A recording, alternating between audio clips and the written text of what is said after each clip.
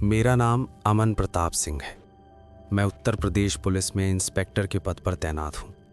मेरी पोस्टिंग इस वक्त चित्रकूट जिले में है, वहीं इलाका जहाँ जंगल आज भी इंसान से ज़्यादा राज जानते हैं।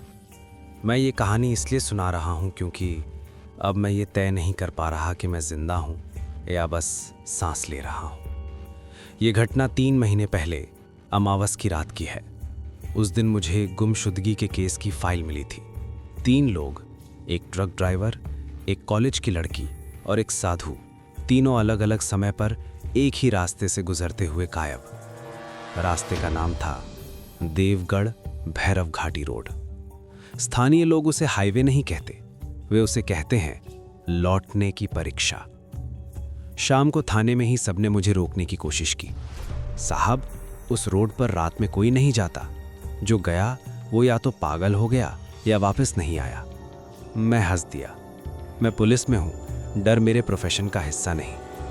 रात 11:45 पर मैं सरकारी बुलेरो लेकर निकल पड़ा। शहर की आखिरी लाइट पीछे छूटते ही अंधेरा ऐसे गिरा जैसे किसी ने स्विच बंद कर दिया हो। Mobile network no service, radio static noise और हवा में एक अजीब सी लोहे और मिट्टी की गंध। करीब 15 किलोमीटर चलने के बाद मुझे एहसास हुआ ये रास्ता वैसा नहीं है जैसा मैप में दिखता है। पेड़ एक दूसरे के बहुत पास थे, जैसे सड़क को दबा रहे हो। और सबसे अजीब बात, यहाँ बिल्कुल सन्नाटा नहीं था, लेकिन कोई आवाज़ भी साफ नहीं थी, जैसे जंगल फुसफुसा रहा हो। तभी मेरी गाड़ी की पीछे वाली सीट से आवाज़ आई, साहब आप भी घर जा रहे हो? मेरे पैर ब्रेक पर जम गए। मैं अकेला था, मैंने किसी को बैठाया नहीं था। धीरे धीरे मैंने रियर मिरर में देखा। पीछे एक आदमी बैठा था, फटी हुई शर्ट, गर्दन पर रस्सी के निशान और आंखें खाली। तुम कौन हो? मेरी आवाज़ कांप रही थी। वो मुस्कुराया। मैं भी यहीं से गया था साहब, लेकिन मेरा घर अब यहीं है। मैंने तुरंत ब्रेक मारा, लेकिन गाड़ी रुकी नहीं। ब्रेक दबा था। स्पीड 60 से नीचे नहीं जा रही थी और पीछे बैठा आदमी धीरे धीरे मेरी तरफ झुक रहा था। देखिए साहब, पीछे मत देखिए। अचानक पूरी गाड़ी की लाइट्स बंद हो गईं। अंधेरे में मुझे सिर्फ उसकी सांसें सुनाई दे रही थी। तभी सामने एक और गाड़ी दिखाई दी, वही मॉडल, वही रंग, जैसी मेरी बुलेरो। और उसके अंदर मैं खुद बैठा था। ड्राइविंग सीट पर मेरी ही शक्ल, लेकिन चेहरा सड़ा हुआ। उसने मेरी तरफ देखा और शीशे पर उंगली से लिखा, अब तू मेरी जगह लेगा। मेरी चीख निकल गई और उसी पल गाड़ी अपने आप रुक गई। मैं हाँप रहा था, पूरा शरीर पसीने से भीगा। पीछे देखा, सीट खाली, लेकिन मेरे कंधे पर अब भी किसी के हाथ का दबाव था और मेरे कान के पास कोई बहुत धीमे बोला, इंस्पेक्टर साहब, अब आपने देख लिया है, अब आप छोड़े नहीं जाओगे। उसी पल मेरी गाड़ी के आगे देवगढ़ भैरव घाटी का बोर्ड दिखाई दिया और उसके नीचे खून से लिखा था, जो देख चुका है वो लौट नहीं सकता। वो शब्द अब भी मेरी आंखों के सामने तैर रहे थे। मैं गाड़ी में बैठा कांप रहा था। इंजन चालू था, लेकिन मेरे हाथ स्टीयरिंग पर जमे हुए थे। मैं इंस्पेक्टर हूं, लेकिन उस पल मैं सिर्फ एक इंसान था, डरा हुआ, उलझा हुआ। मैंने गाड़ी को फिर से आगे बढ़ाया। भैरव घाटी की सड़क अब पहले से भी ज्यादा संकरी हो चुकी थी। पेड़ ऐसे झुक रहे थे जैसे रास्ता बंद कर रहे हों, और हवा में अब सिर्फ ठंड नहीं थी, एक अजीब सी फुसफुसाहट थी। वो वापस आ गया है। इस बार जिंदा जाएगा या नहीं, इसे भी रख लो। आवाजें हर तरफ से आ रही थी। मैंने शीशे चढ़ा दिए, लेकिन आवाजें अंदर थी। तभी मेरी गाड़ी की हेडलाइट्स में एक छोटा सा मंदिर दिखा, पुराना, टूटा हुआ, लेकिन उसके सामने एक दिया जल रहा था। मैंने गाड़ी रोकी। मुझे याद आया उस अजनबी की बात, गाड़ी मत रोकना। लेकिन मेरा शरीर अब मेरे कंट्रोल में नहीं था। मैं गाड़ी से उतरा। जैसे ही मेरा पैर जमीन पर पड़ा, पूरा जंगल एक पल के लिए बिल्कुल शांत हो गया। न कीड़े, न हवा, न पत्तों की सरसराहट। मंदिर के अंदर एक बूढ़ा पुजारी बैठा था, सफ़ेद धोती, सफ़ेद दाढ़ी, लेकिन आंखें डरी हुई, बहुत डरी हुई। बाबा, ये जगह क्या है? मैंने पूछा। उसने मेरी तरफ देखा और कांपते हुए बोला, बेटा तू यहाँ क्यों आया है? मैं पुलिस में हूँ, लोग गायब हो रहे हैं। वो हंसा, लेकिन वो हंसी रोने जैसी थी। लोग गायब नहीं होते बेटा, लोग रखे जाते हैं। मेरे सीने में एक अजीब सी ठंड उतर गई। किसके द्वारा? मैंने पूछा। बूढ़े पुजारी ने मंदिर के पीछे इशारा किया। वहां घना अंधेरा था। घाटी के मालिक द्वारा, जिसे भूख है यादों की, डर की और अधूरी जिंदगियों की। मैं कुछ पूछता उससे पहले मेरे मोबाइल में अचानक नेटवर्क आ गया। एक कॉल आ रही थी। घर, मेरी पत्नी। मैंने कांपते हाथों से कॉल उठाई। अमन, तुम ठीक तो हो? उसकी आवाज़ रो रही थी।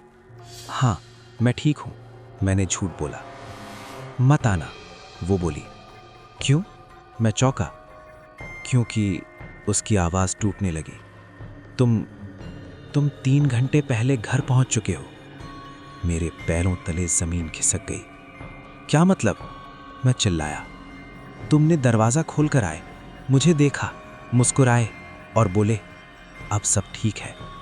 मेरे कानों में सीटी सी बजने लगी। फिर? मैंने मुश्किल से पूछा। फिर वो रो पड़ी। फिर तुम आईने में नहीं दिखे अमन। मेरे हाथ से फ़ोन गिर गया। पीछे से बूढ़ा पुजारी बोला, देख लिया बेटा, घाटी ने तुम्हारी जगह पहले ही भर दी है। मैंने मुड़कर देखा। पुजारी गायब था। मंदिर धीरे धीरे धुएं में बदल रहा था। और तभी मेरी गाड़ी के अंदर से एक आवाज़ आई, अमन, अब घर चलें? मैंने खिड़की से झांका। ड्राइविंग सीट पर मैं खुद बैठा था, लेकिन इस बार उसकी आंखों में डर नहीं था, सिर्फ भूख थी। उसने मुस्कुराकर कहा, अब मेरी बारी है बाहर जाने की और तुम्हारी यहाँ रहने की। मेरे चारों तरफ जंगल हंसने लगा और जमीन के नीचे से किसी बहुत बड़े चीज के हिलने की आवाज आने लगी थी। तो मुझे पहली बार समझ आया, घाटी इंसान को मारती नहीं है, वो उसे बदल देती है। मैं पीछे हटा। मेरी पीठ बुलेरो के दरवाजे से टकराई। मेरे सामने मैं खुद बैठा था। वर्दी वही, बैज वही, आवाज वही, लेकिन आंखों में वो इंसान नहीं था जो मैं था। तू डर क्यों रहा है? वो बोला। मैं ही तो हूं, बस थोड़ा बेहतर। झूठ, मैं चिल्लाया। तू मैं नहीं हो। वो हंसा, ऐसी हंसी जिसमें दया नहीं होती। इंस्पेक्टर साहब, क्या आपने कभी सोचा कि अगर आपको दूसरा मौका मिले तो आप क्या बदलेंगे? मेरे दिमाग में तस्वीरें दौड़ने लगी। वो केस जहां मैंने रिश्वत ली थी, वो हादसा जहां मैंने सच दबाया था, वो रात जहां एक बेगुनाह मेरी वजह से मरा था। घाटी उन लोगों को चुनती है जिनके अंदर दरार होती है, वो बोला, और तुम में बहुत थी। मेरे पैरों के नीचे जमीन कांपने लगी। जंगल के बीच से एक गहरी गड़गड़ाहट आई, जैसे कोई बहुत बड़ा जीव सांस ले रहा हो। ये मालिक है? मैंने पूछा। वो गंभीर हो गया। नहीं, ये तो सिर्फ दरवाजा है। तभी जमीन फटने लगी। मिट्टी, जड़ें, पत्थर सब अलग हो गए, और जो उभरा वो कोई राक्षस नहीं था। वो एक विशाल आईना था, काला, टूटा हुआ, और हर टुकड़े में किसी न किसी इंसान का चेहरा। ये क्या है? मेरी आवाज फट गई। ये घाटी का दिल है, वो बोला। हर उस इंसान का अक्स जिसने यहां आकर अपने अंदर की सच्चाई देखी है। मैंने आईने में देखा। पहले मेरा बचपन, फिर मेरी ट्रेनिंग, फिर मेरी शादी, फिर वो फैसले जिन्होंने मुझे अंदर से खोखला कर दिया। मैं घुटनों पर गिर गया। मैं वापस जाना चाहता हूं, मैं सब ठीक कर दूंगा। वो मेरे पास आया, मेरे कंधे पर हाथ रखा। उसका हाथ बर्फ जैसा ठंडा था। देर हो चुकी है अमन। क्यों? मैं रो पड़ा। क्योंकि वो फुसफुसाया, घाटी बाहर उन्हीं को जाने देती है जो अपने अंधेरे को अपना लेते हैं। तभी आईने से हाथ निकलने लगे, सैकड़ों हाथ। किसी के पास वर्दी थी, किसी के पास लालटेन, किसी के पास रस्सी, किसी के पास खून।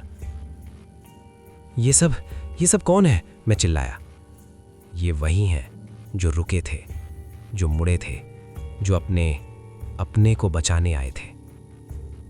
मुझे अपनी पत्नी याद आई, उसकी आवाज, उसकी कॉल, उसका डर। अगर मैं यहां रह गया तो घर पर कौन है? वो मुस्कुराया। मेरे सीने में कुछ टूट गया। लेकिन याद रखो, उसने आखिरी बार कहा, तुम पूरी तरह खत्म नहीं होगे।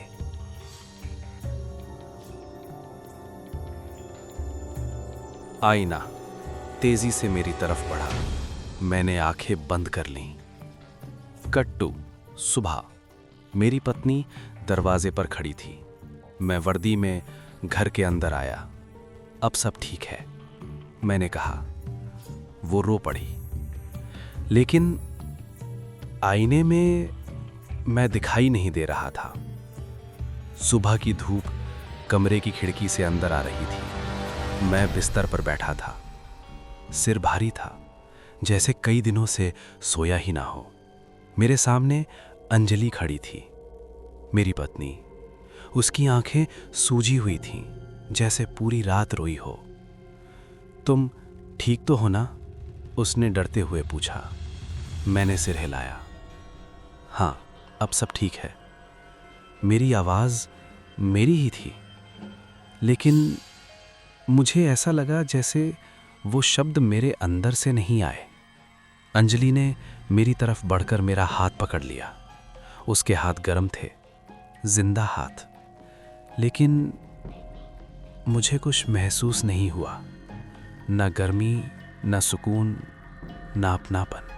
उसने अचानक मेरा हाथ छोड़ दिया। अमन, उसकी आवाज कांप रही थी। तुम्हारा हाथ इतना ठंडा क्यों है? मैंने हाथ खींच लिया।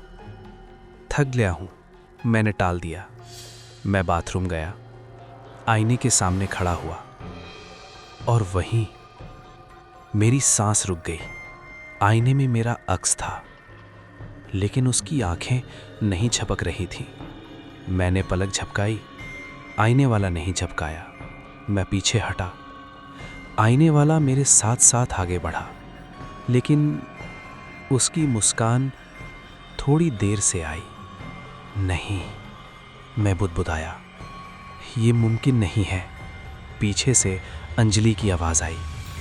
अमन, तुम आईने में खुद से बात क्यों कर रहे हो? मैंने झटके से पीछे देखा। वो दरवाजे पर खड़ी थी। जब मैंने फिर आईने में देखा, वहां कोई नहीं था। खाली आईना। नाश्ते की टेबल पर सब कुछ सामान्य था, चाय, टोस्ट, अखबार।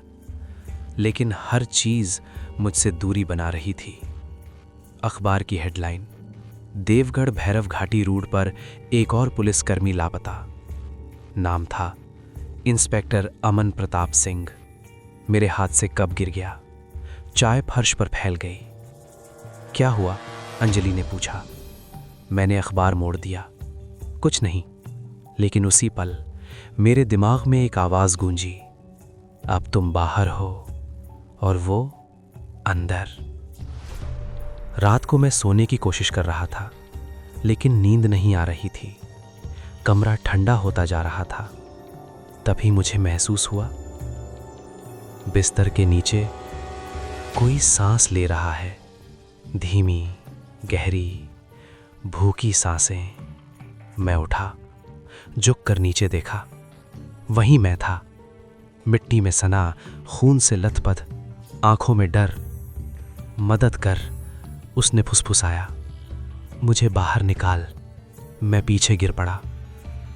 तू कौन है? वो रो पड़ा। मैं अमन हूं, असली। कमरे की लाइट अपने आप बंद हो गई और अंधेरे में एक तीसरी आवाज आई, अब लड़ाई शुरू होगी। अंधेरे में किसी ने ताली बजाई। 1, 2, 3। एक शरीर, 2 आत्माएं। और तभी अंजलि की चीख गूंजी। मैं दौड़कर बाहर निकला। अंजलि फर्श पर गिरी थी। उसके सामने मैं खड़ा था, वो दूसरा मैं। उसकी आंखें काली थीं, पूरी तरह काली। अब उसे सच पता चल गया। अब इसे भी रखना पड़ेगा। उसने अंजलि की तरफ हाथ बढ़ाया।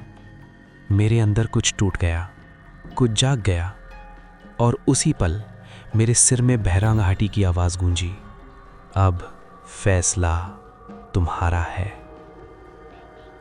ठीक है, अब अंत। जो पढ़ने वाले हैं, ये डरावना नहीं लगेगा, ये खाली कर देगा।